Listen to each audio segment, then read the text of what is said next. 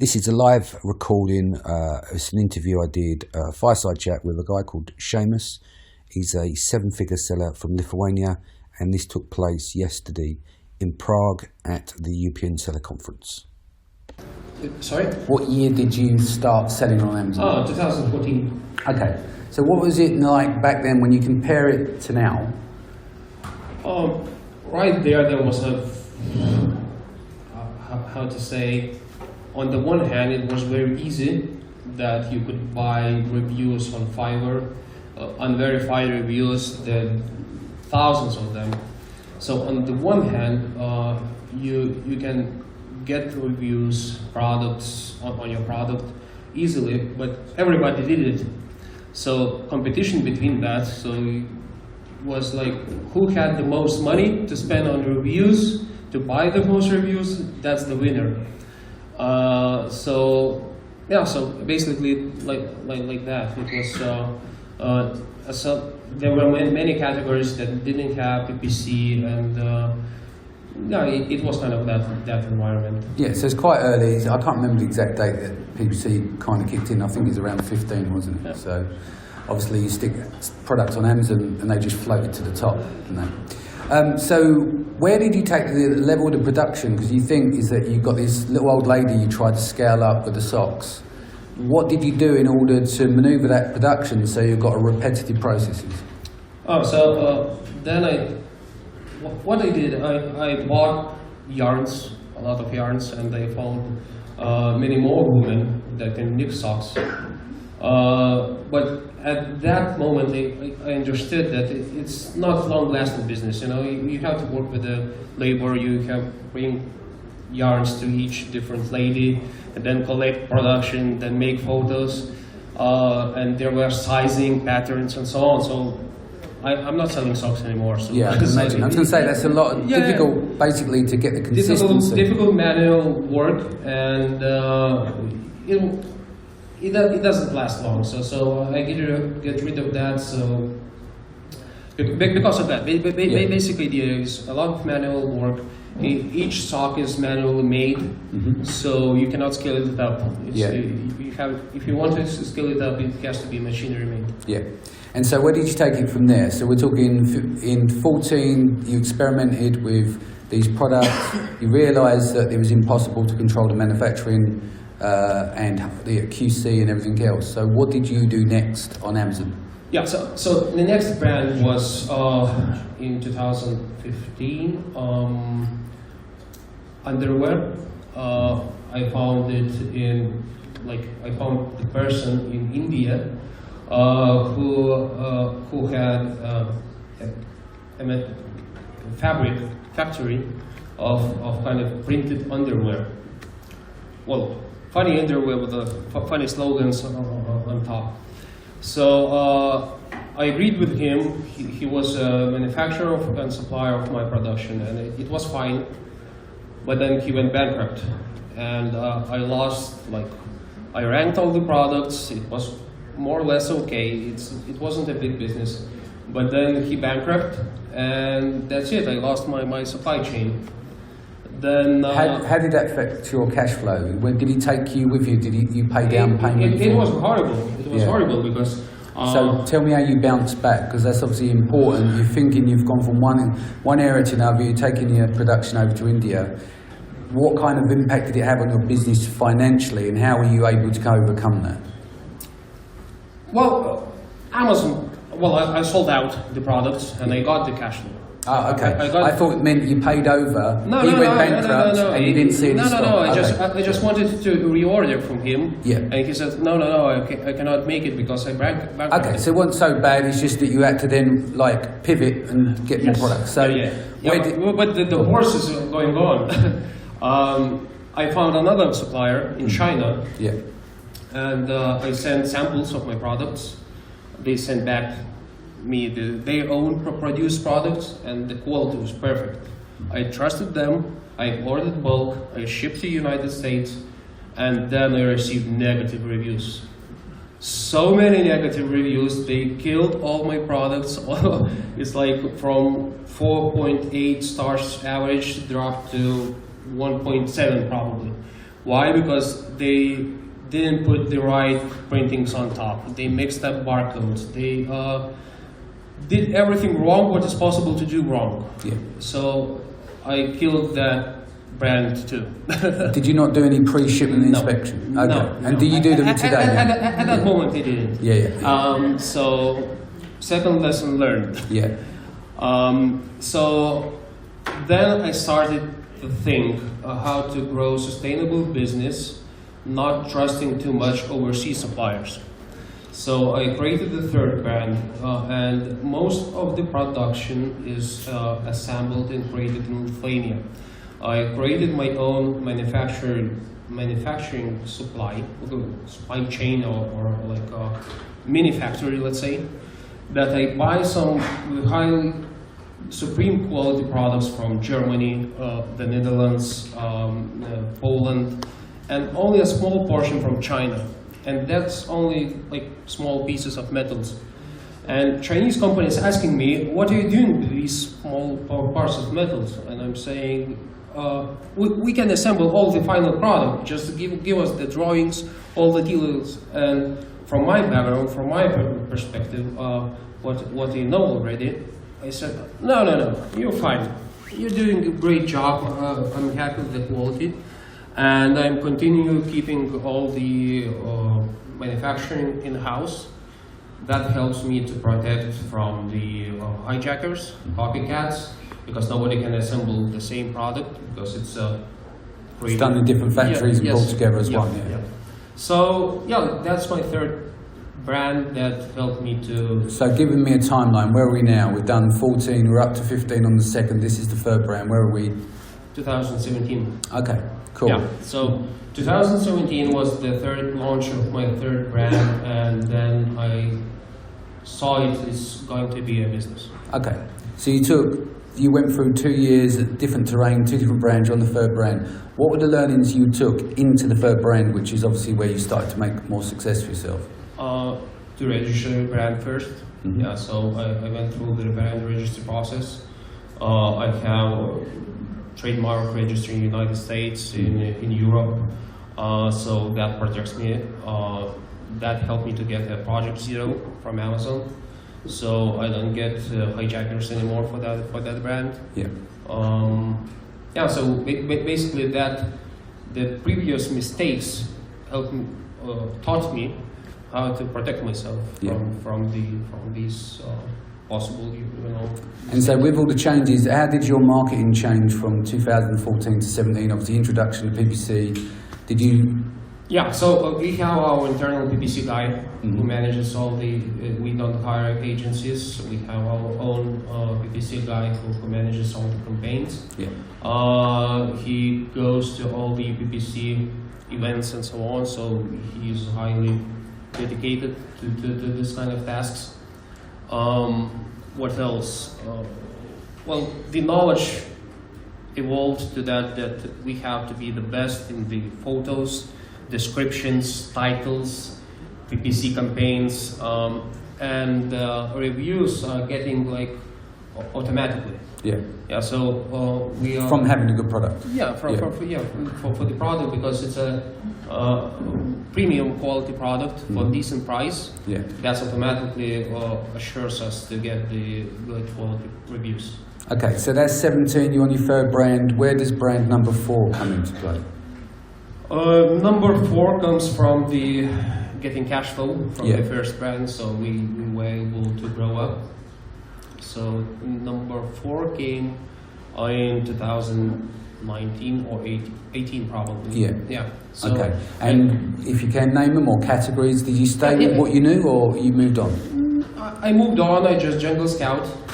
Then I Jungle Scout and accidentally found some interesting products. Looked around in the local factories they can supply these. Yeah. I didn't look overseas, so I looked at Lithuanian companies that can provide me these services. So I found it. So the second reason why I wanted to create another brand was differentiation. First brand is jewelry accessories category. Second brand is pet supplies, totally different. So the idea is that I'm Amazon seller, so it doesn't mean what kind of product it is. The process is the same, either it's a pet supplies or the jewelry. Yeah, so we want to differentiate. Secondly, jewelry and accessories are more like has a seasonality during the Christmas time and so on, like a gift thing. But for pet supplies, dogs and cats and other pets eat all the time. And so, would you mind me asking, is your approach, like you treat it like it's a stock portfolio rather than you're into something, you get like domain expertise and have a passion to build a brand, or you just see opportunities to make money? Basically my opportunity, what I see now, the first brand, the jewelry and accessories brand, I believe that it's on the mature state to be sold. So we've always thought, okay, so to have decent amount of brands that you always can get exit at any moment. So we have third brand established like half of a year ago. Mm-hmm. So when we have 3 brands, I believe that the first brand can be sold right now for the exit, and to create a fifth, a new one. So 3 brands is way enough to control, to manage, easy with not a big team.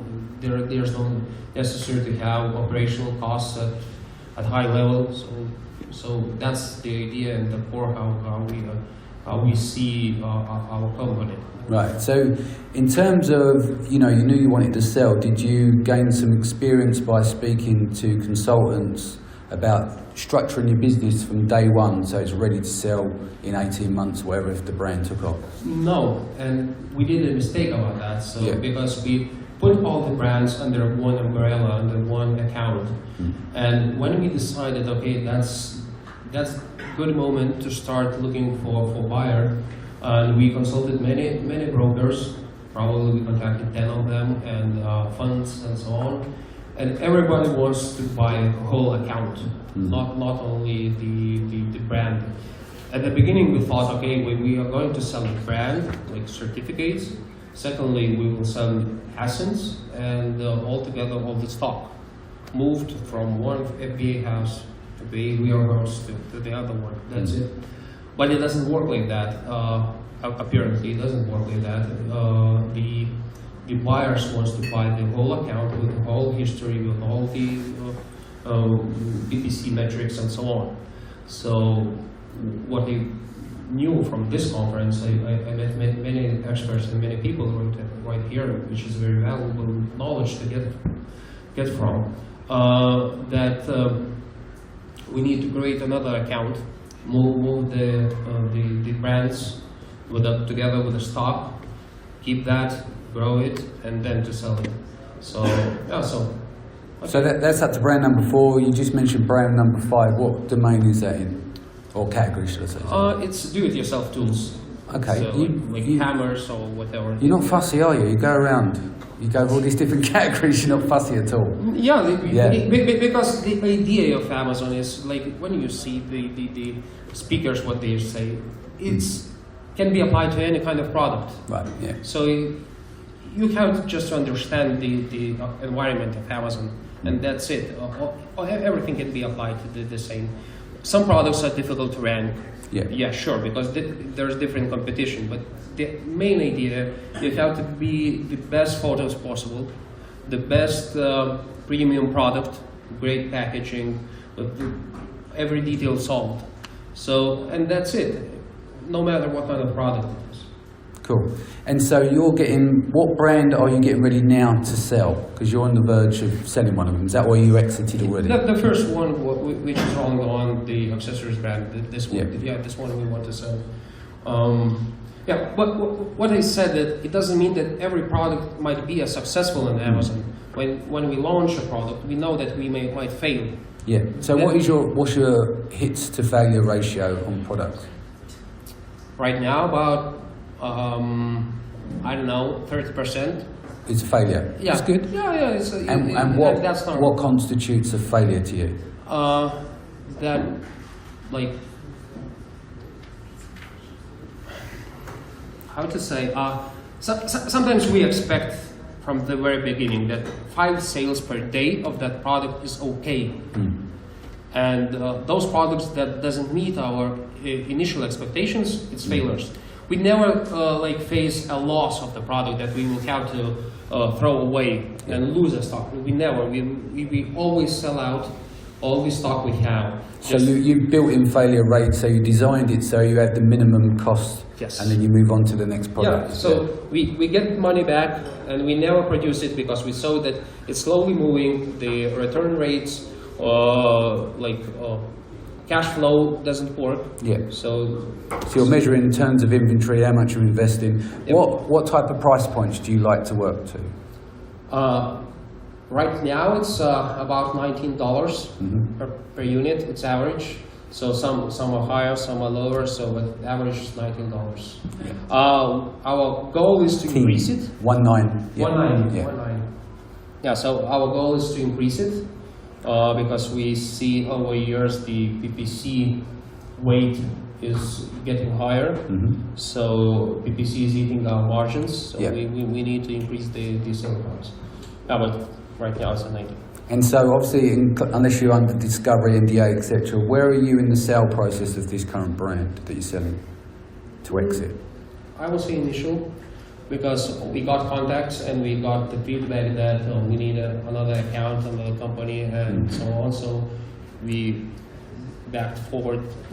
We backed. So you're breaking out the accounts. So you've gone to Amazon and you've applied for new accounts. Yeah. When did you do this? Because obviously that's changed in the last, I think, 6 to 8 months. Is that you don't have to ask Amazon anymore for a new account. You don't have to go to performance and say, may I have another account based on these reasonings. Yeah. We didn't do it that yet. So yeah. we are going to do that. Oh, you still haven't done it yet? Yeah. Well, you don't have to. So basically, you can set up accounts as long as you've got different directors across the 2 different businesses and segment your accounts away. Different entities. You don't have to ask those questions. So it's made it a bit easier now than it used to be, because you always used to run the risk of them saying no, and then you'd have to have a covert account to run, or otherwise you were screwed, basically. You can lose both then. All right, so we're running low on time. I want to ask you 3 things that you want to tell the audience that you've learned and what they should implement in their business from the last 5 or 6 years. Great product is the key. Everything else, all these ranking strategies changes over time. PPC strategies changes over time. So the key is to find and create better product on your competitors. Second is how do you look, how to present your product. So make better photos, make better designs, hire good professional photographers and designers to show you better, and use great copywriting. Yeah. In both languages, in all languages, what you do, don't use Fiverr to translate. Or use Fiverr, but trusted interpreter. Yeah. Like the one that knows who is doing, not like Google Translate and that's it. So since I'm selling in both in Europe and United States, so when I launch product, I always translate all the listings to all languages in Europe. So so all these three things: great product, the best product possible, great unique mold if you need it. Don't be yet another product a Me Too product. Yeah, Me Too product. Don't be that. So set what Seth said is right. You either it will be short-term business or you will die together with others. Okay, so final question. What is your main motivation? What gets you out of bed each day? I love the business. You love the business? Yeah, I love the idea that while I'm sleeping, products are selling. Yeah. So I don't need to, to just shout in the market, buy my, socks or whatever. Yeah. So you motivate, is it motivation about money or is it legacy? Do you do this? No, I love the process. You love the process. I love the process first. The money comes after. Yeah. But the process, e-commerce business. I never became a civil engineer when I graduated. and the business of e-commerce, I love it because I see the sales coming up, and you just refresh it and you see the new sales comes. I didn't do that. I didn't do nothing to come that, like, to happen. So yeah, so I love the process. Money comes after. Cool. Do you got any parting words for the audience before we go? Maybe, I hope you don't mind me stepping in. We got a few questions, well, just 2 questions from the live stream or the audience here, if you don't mind, before we wrap up. So the first one from England. If you lost everything, where would you start if it would have to be, from moment 0? Probably Amazon. Yeah, I would start everything from the scratch, new account, and yeah, probably because, and probably at this time I would go faster because I know I have the knowledge. You've got the knowledge now, you can get back faster. And then you cannot lose the knowledge. Yeah. So. And the last question before we break up for the dinner that got most votes. The audience would like to know if you're happy to actually sell your products to your other sellers. If you have a brand, would you be happy for someone to resell your products? Oh, you mean like a wholesale business? Probably, you're selling your products with you at your listing or not? No. No. So sorry to disappoint you. Let's give Simas a round of applause for sharing the story.